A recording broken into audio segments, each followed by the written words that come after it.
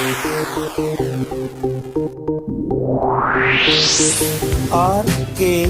स्वागत है दोस्तों आपका एक बार फिर से हमारे YouTube चैनल RKB कैंफी वीडियोस में। चैप्टर परमाणु संरचना के आपके एनसीईआरटी बुक के 39 क्वेश्चन पूरे हो चुके हैं। तो आइए आगे के से क्वेश्चन लेकर चलते हैं। तो आज लेकर चलते हैं हम क्वेश्चन नंबर 40। इस क्वेश्चन में कहा गया है, क्वेश्चन नंबर 40 में दिया है कि रदरफोर्ड के प्रयोग में सोने, प्लेटिनम आदि भारी धातुओं की परमाणुओं की पतली पत्ती को अल्फा कणों द्वारा बमबारी की जाती है। यदि एल्यूमिनियम आदि जैसे हल्के परमाणु की पतली पन्नी ली जाए तो उपरोक्त परिणामों में क्या अंतर होगा या इसका क्या कारण होता है। तो इसमें पूछा गया है कि सोना ही प्रयोग क्यों किया था। रदरफोर्ड ने जो अपना अल्फा कण प्रकीर्णन प्रयोग किया था, जिसमें कि कुछ कण इस प्रकार से मुड़ जाते थे अल्फा कण और कुछ सीधे निकल जाते थे, तो ये नाभिक की खोज का एक अल्फा कण प्रकीर्णन प्रयोग किया गया था, जिसमें रदरफोर्ड ने सोने की एक हल्की पन्नी प्रयुक्त की थी। तो इस क्वेश्चन में कहा गया है कि इसमें सोने को ही प्रयोग क्यों किया गया या सोने जैसे प्लेटिनम या अन्य भारी धातुओं को ही प्रयोग क्यों किया जाता है, एल्यूमिनियम आदि हल्की धातुओं का प्रयोग क्यों नहीं कर सकते। तो उसका कारण क्या है कि जो एल्यूमिनियम के नाभिक होते हैं वे नाभिक ही छोटे आकार के होते हैं और उन पर कम धन आवेश होता है, जिस कारण अगर हम तीव्रगामी अल्फा कणों की बमबारी करेंगे तो ज़्यादातर अल्फा कण बिल्कुल सीधे निकल जाएंगे, उनका विक्षेपण नहीं होगा, और अगर होगा भी तो विक्षेपण बहुत कम होता है। इसी कारण सोना, प्लेटिनम या अन्य भारी धातुओं को प्रयोग किया जाता है जिनके नाभिक भारी होते हैं, जिनका परमाणु क्रमांक अधिक होता है। इसका एक प्रकार और ले सकते हैं कि सोने का ही उन्होंने पत्र क्यों प्रयोग किया, क्योंकि सोना एक ऐसी धातु है जो सबसे अधिक आघात वर्धनीय होती है, अर्थात सोने की जो चादर है वो सबसे बारीक बनाई जा सकती है। एल्यूमिनियम आदि हल्की धातुओं की इतनी बारीक परत या पन्नी नहीं बनाई जा सकती। तो आइए अब देखते हैं नेक्स्ट क्वेश्चन नंबर आपका 41। क्वेश्चन नंबर 41 में दिया है कि 79 Br35 तथा 79 Br प्रतीक मान्य हैं, जबकि 35 Br79 या 35 Br मान्य नहीं होते। इसका संक्षेप में आपको कारण बताना है कि आखिर ये पहले प्रतीक ही क्यों मान्य होते हैं। इस क्वेश्चन में आपको कहा गया है कि 35 Br79 या 35 Br79 में से कौन सा प्रतीक सही है और कौन सा गलत। तो देखिए ये प्रतीक गलत है और ये प्रतीक सही है। अब इसका कारण क्या है कि किसी भी तत्व को प्रदर्शित करते समय वैज्ञानिकों ने ये निश्चित किया है कि उसका परमाणु क्रमांक सदैव नीचे लिखते हैं, जबकि परमाणु भार ऊपर की ओर। ये जरूरी नहीं कि हम बाईं और दाईं ओर लिखें, किसी तत्व के केवल बाईं ओर भी उसके प्रतीक के परमाणु क्रमांक, परमाणु भार आदि लिखे जा सकते हैं, जबकि इस तत्व में ऊपर 35 यानी परमाणु क्रमांक ऊपर लिखा हुआ है, जबकि परमाणु भार नीचे लिखा हुआ है, इसलिए ये संकेत गलत है। और क्वेश्चन के अनुसार केवल ब्रोमीन 79 या ब्रोमीन 79 भी सिद्ध किया जा सकता है, सही रूप में लिया जा सकता है। अब आइए देखते हैं नेक्स्ट क्वेश्चन। क्वेश्चन नंबर 42 में दिया है कि एक 81 द्रव्यमान संख्या वाले तत्व में प्रोटॉनों की तुलना में 31.7% न्यूट्रॉन अधिक हैं, इसका परमाणु प्रतीक लिखिए। क्वेश्चन नंबर 42 में कहा गया है कि यदि किसी तत्व में जिसका द्रव्यमान संख्या 81 ली गई है उसमें प्रोटॉनों की तुलना में न्यूट्रॉन 31.7% अधिक हैं, तो माना, इसको हल करने के लिए माना तत्व में प्रोटॉन की संख्या बराबर n है या बराबर x मान लीजिए, बराबर x, क्योंकि अभी न्यूट्रॉन लिए जाएंगे। तो न्यूट्रॉन की संख्या जो n होगी वो प्रोटॉन की संख्या में 31.7% प्रोटॉन से अधिक है। तो इस आधार पर अगर प्रोटॉन की संख्या हमारी x है तो ये हो जाएगा 31.7 गुणा x बटे 100 के बराबर। यानी यहाँ पर जो आएगा आपका, अगर इसमें हम डिवाइड कर दें तो 0.317 हो जाएगा। तो 1.317 x के बराबर इन न्यूट्रॉनों की संख्या को लिया जा सकता है। परंतु जो तत्व का परमाणु भार होता है वो सदैव न्यूट्रॉन और प्रोटॉनों की संख्या के बराबर होता है। तो यहाँ पर न्यूट्रॉन की संख्या 1.317 x, प्रोटॉन की संख्या x जो भी हो जाएगा 2.317 x, और परमाणु भार आपको दिया गया है 81।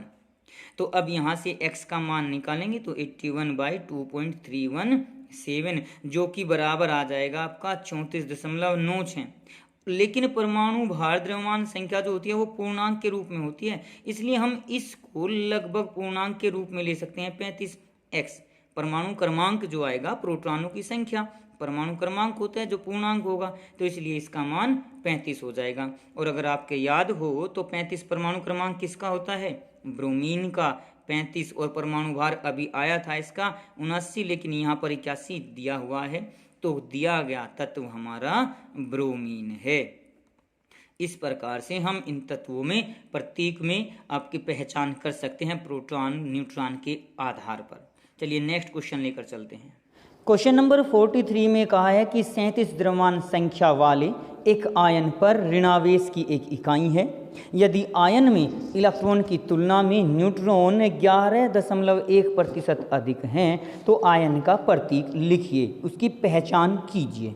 इस 43 क्वेश्चन में आपको दिया गया है परमाणु भार दिया हुआ है इस क्वेश्चन में, जो कि A बराबर दिया हुआ है 37। अब इसमें ऋणावेश में दिया हुआ है कि एक इकाई आवेश है, यानी उस पर -1 आवेश उपस्थित है। यदि आयन में जो आयन आपका दिया हुआ है उसमें इलेक्ट्रॉन की तुलना में न्यूट्रॉन अधिक हैं, 11.1% अधिक न्यूट्रॉन दिए गए हैं, तो फिर कहा है कि वो आयन का प्रतीक लिखना। तो माना आयन में इलेक्ट्रॉनों की संख्या, आयन में इलेक्ट्रॉनों की संख्या बराबर x है, तो इसलिए न्यूट्रॉनों की संख्या अगर हम लेकर चलें, न्यूट्रॉनों की संख्या वो बराबर हो जाएगी x प्लस 11.1 x बटे 100, क्योंकि न्यूट्रॉन x के यानी जो इलेक्ट्रॉन है उनके 11.1% अधिक हैं, जो कि हो जाएगा 1.111 x के बराबर। तो इस प्रकार से न्यूट्रॉनों की हमने संख्या निकाल ली। अब इसी तत्व का जो परमाणु भार होता है वो उसमें न्यूट्रॉन की संख्या और प्रोटॉन की संख्या के योग के बराबर होता है, और प्रोटॉन की संख्या होती है इलेक्ट्रॉन की संख्या के बराबर। लेकिन यहाँ पर कहा गया है कि इसमें जो इलेक्ट्रॉन है उस पर आयन में एक आवेश अधिक है, तो हमने आयन में इलेक्ट्रॉन की संख्या मानी थी x, तो यहाँ पर हम प्रोटॉन की संख्या ले सकते हैं x-1। क्यों? क्योंकि जो परमाणु है, परमाणु में इलेक्ट्रॉन की संख्या होगी x-1 और वही प्रोटॉन की संख्या के बराबर हो जाएगा।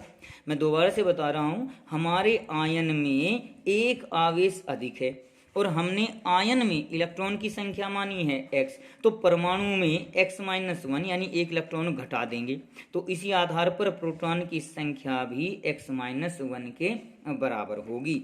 और यहाँ वैल्यू रखेंगे, परमाणु भार दिया हुआ है आपको 37, न्यूट्रॉन की संख्या हमारी कितनी आई थी 1.111 x, और प्रोटॉन की संख्या हमारी आ गई x-1 के बराबर। तो जैसे अब इनको हम जोड़ेंगे तो ये आपका एक इधर है, इधर आते जुड़ जाएगा, तो 38 इक्वल टू हो जाएगा 2.111, यानी x बराबर, और x यहाँ पे आ जाएगा तो x बराबर हो जाएगा 38/2.111। डिवाइड करने पर ये वैल्यू आपकी लगभग आ जाएगी 18 के बराबर। तो इस प्रकार हमने x क्या था, आयन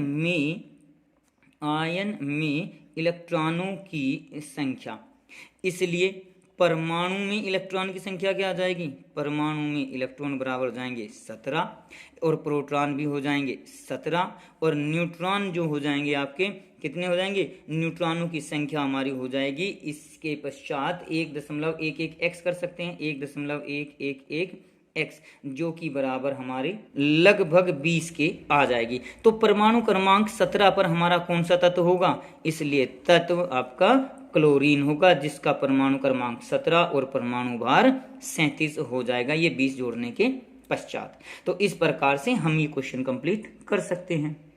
44वें क्वेश्चन में पूछा है कि 56 द्रव्यमान संख्या वाले एक आयन पर धनावेश की 3 इकाई हैं और इसमें इलेक्ट्रॉन की तुलना में 30.4% न्यूट्रॉन अधिक हैं। इस आयन का प्रतीक लिखिए। 44वां क्वेश्चन भी आपका 43वें की तरह ही है, जिसमें कहा है कि परमाणु भार द्रव्यमान संख्या 56 वाले किसी आयन पर, ये मान कर चलिए कोई तत्व है हमारा E, उस पर 3 इकाई धनावेश दिया हुआ है और इसमें इलेक्ट्रॉन की तुलना में जो न्यूट्रॉन हैं वे अधिक हैं। और कितने अधिक हैं, वो है 30.4% अधिक न्यूट्रॉन इसमें दे दिए गए। तो सबसे पहले माना आयन में इलेक्ट्रॉन की संख्या बराबर x है। तो इस आयन में देखिए जिस पर 3 पॉजिटिव आवेश है, इस आयन में अब न्यूट्रॉनों की संख्या अगर निकालें तो न्यूट्रॉनों की संख्या वो इस x का 30.4% अधिक है, जो कि आ जाएगा आपका 1.304 इंटू x, क्योंकि ये तो 1 हो ही गया। अब इसे डिवाइड करेंगे तो 0.304 आ जाएगा, जिसको जोड़ने पर हमारा 1.304 x के बराबर आ गया। अब यहाँ पर न्यूट्रॉनों की संख्या आ गई, हमारे पास इलेक्ट्रॉनों की संख्या आ गई। अब चूंकि ये धनावेश है और धनावेश में या धनायन में इलेक्ट्रॉनों की कमी होती है, तो इस आधार पर हम ले सकते हैं अतः मूल परमाणु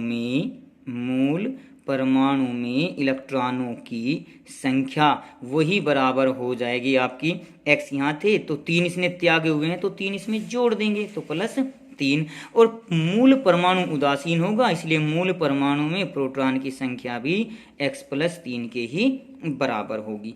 और चूंकि द्रव्यमान संख्या आपकी होती है a बराबर प्रोटॉन की संख्या जमा न्यूट्रॉन की संख्या, प्रोटॉन हमारे x+3, न्यूट्रॉन हमारे थे 1.304 इंटू x, ये रहे आपके न्यूट्रॉनों की संख्या। तो जैसे इनको जोड़ेंगे, यहाँ पर a परमाणु द्रव्यमान जो आपको दिया गया था वो दिया गया था 56, तो 56 = 2.304 x+3, ये 3 इधर आके माइनस में हो जाएगा, यानी 2.30x बराबर 53। तो x की वैल्यू निकालेंगे 53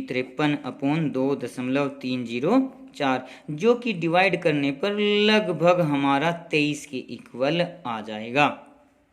अब x का मान 23 आया, इसलिए प्रोटॉनों की संख्या जो मूल परमाणु है उसमें मूल परमाणु में प्रोटॉन की संख्या 23+3 यानी 26, और आपका 26 का तत्व कौन सा है, इसलिए तत्व तो हो गया आपका 26 वाला Fe हो जाएगा 26, जिसका परमाणु भार 56 होता ही है। और अगर आयन पूछ लिया जाए तो आयन Fe3 पॉजिटिव, जिसका नाम होता है फेरिक आयन। तो इस प्रकार से हम आयन को, परमाणु को आसानी से कैलकुलेट कर सकते हैं। अब नेक्स्ट क्वेश्चन लेकर चलते हैं, क्वेश्चन नंबर 45। क्वेश्चन नंबर 45 में दिया है कि निम्नलिखित विकिरणों के प्रकारों को आवृत्ति के बढ़ते हुए क्रम में व्यवस्थित कीजिए। क माइक्रोवेव ओवन से उत्पन्न विकिरण, ख यातायात संकेत यानी जो ट्रैफिक सिग्नल है उससे त्रिमणि यानी 3 प्रकार का अंबर प्रकाश, जो कि आपका रेड, ग्रीन, येलो वगैरह होते हैं, 3 रंग के होते हैं, हरा, पीला और लाल। और ग में आया है FM रेडियो से प्राप्त विकिरण, फिर बाहरी दिक यानी अर्थात अंतरिक्ष से बाहरी दिशाओं से कॉस्मिक किरणें और एक्स किरणें, इनको हमें आवृत्ति के बढ़ते हुए क्रम में व्यवस्थित करना है। क्वेश्चन नंबर 45 में आपको कुछ वेव्स दी गई हैं, उनको आपको आवृत्ति के बढ़ते क्रम में लिखना है। इसके लिए हमने जब थ्योरी पढ़ाई थी तो उस फॉर्मूले को मैं आपको याद दिला दूं, वो लिखा था हमने CGXUV मार के नाम से। C कॉस्मिक रेज यानी अंतरिक्ष किरणें, G gamma rays, X X ray, U ultraviolet यानी पराबैंगनी, V विजिबल यानी दृश्य, I यानी इंफ्रारेड, एम यानी माइक्रोवेव, आर यानी रेडियो वेव। ये जो हमने क्रम लिखा था ये था तरंग दैर्ध्य के बढ़ते क्रम में। अब तरंग दैर्ध्य अगर बढ़ती है तो फिर आवृत्ति घट जाती है, तो आवृत्ति का घटता क्रम था। आवृत्ति के अनुसार ही ऊर्जा होती है, तो ये ऊर्जा का भी घटता क्रम था। तो इस प्रकार से हमने ये जो क्रम लिया गया है। अब जो क्वेश्चन में दी गई हैं आपको तरंगे, उनके बारे में लिख लेते हैं। सबसे पहला दिया है माइक्रोवेव। माइक्रोवेव यहाँ पर आई है। अब चूंकि इसको लिखना है आवृत्ति के बढ़ते क्रम में, तो हम थोड़ा उल्टे रूप में माइक्रोवेव को हमने पहले लिख लिया एम माइक्रोवेव। अब उसके बाद ख में आपको दिया हुआ है यातायात संकेत से जो त्रिमणि एम्बर प्रकाश किरणें निकलती हैं, यानी एम्बर किरणें दी हैं। देखिए यातायात संकेत यानी जो ट्रैफिक सिग्नल होते हैं वे किरणें हमें दिखाई देती हैं, वो रंग हमें दिखाई देती हैं। 3 सिग्नल होते हैं वहां पे आपका, रेड, येलो और ग्रीन। इन तीनों सिग्नल को हम देख सकते हैं। तो यानी ये तीनों के तीनों हमारे विजिबल में आते हैं। ये रहा आपका विजिबल जो कि माइक्रोवेव से बाद में है, तो विजिबल यहाँ पर लिख सकते हैं बढ़ते हुए क्रम में। इसके लिए फिर आपका तीसरा दिया हुआ है एफएम की रेडियो किरणें। रेडियो किरणें सबसे पहले आएंगी, तो यहाँ पर हम रेडियो किरणें लिख सकते हैं। फिर उसके बाद बाहरी स्पेस से कॉस्मिक किरणें। कॉस्मिक हमारी सबसे पहले आती है, तो यहाँ कॉस्मिक लिख लीजिए। और उसके बाद लास्ट में आपका दिया है एक्स किरणें। एक्स किरणें हमारे कॉस्मिक और विजिबल के रूप में बीच में आ जाती हैं, तो यहाँ इसको लिख सकते हैं। तो सबसे पहले हमारी रेडियो आई, तो रेडियो हमारी हो गई एफएम की। उससे ज़्यादा ऊर्जा वाली, उससे ज़्यादा आवृत्ति वाली हमारी माइक्रोवेव की हैं, तो यहाँ पर हम लिख देंगे माइक्रोवेव। फिर हमारी विजिबल की आई, यानी ट्रैफिक सिग्नल को लिख सकते हैं, ट्रैफिक सिग्नल या अंबर जो किरणें लिए हुए हैं, ट्रैफिक सिग्नल आपका आ जाएगा। फिर उसके बाद आपकी आएंगी एक्स किरणें, और एक्स किरणों के बाद आपकी आ जाएंगी अंतरिक्ष किरणें। तो इस प्रकार से हम इन किरणों को, या कोई अन्य क्वेश्चन भी आपको दिया गया हो तो उनको भी ऊर्जा के, आवृत्ति के, तरंगदैर्ध्य के घटते या बढ़ते क्रम में आसानी से लिख सकते हैं। तो ये क्वेश्चन आपकी समझ में आ गया होगा, क्लियर हो गया होगा। तो आज की वीडियो में हमने आपको 45 तक क्वेश्चन करा दिए हैं। बाकी जो बचे हुए क्वेश्चन हैं वो आपको हम आने वाली अगली वीडियो में प्रस्तुत करते रहेंगे। तो आज की वीडियो के लिए आपका धन्यवाद। आज की वीडियो में बस इतना ही। अगली वीडियो प्राप्त करने के लिए हमारे चैनल को सब्सक्राइब करें, वीडियो को लाइक करें, और अगर वीडियो अच्छी लगे तो कमेंट्स करें और दोस्तों को भी शेयर करें।